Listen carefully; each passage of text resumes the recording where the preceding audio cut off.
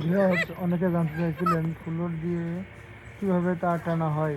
আমরা কী দিয়ে তার টানি, আসলে আমাদের সেই স্পিডিং এটা, যার মাধ্যমে আমরা তার টেনে থাকি। এটা কিন্তু অনেক লং লাইন, 4টে পাইপ দেওয়া আছে। এটা কিন্তু অনেক ইজিলিভাবে তার ঢুকে যায়, কোনো বাধা বিঘ্ন আসে না। আমরা এখন ফুলর দিয়ে মেন লাইনে তার শর্ট করি, লাইন শর্ট করেছি। ফুলর দিয়ে মেন লাইনে তার টানা কাজ চলছে। মেন লাইনের জন্য নিয়েছি 4.5 REM লাল কালো, 2.5 RE নিয়েছি।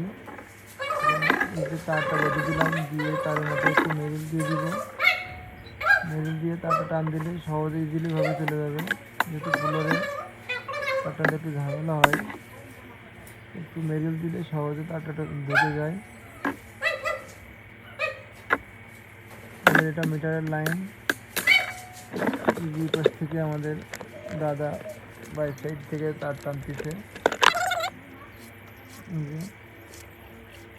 খুবই ইজিলিভাবে তারটা এসে যাচ্ছে, এসে গেছে তার।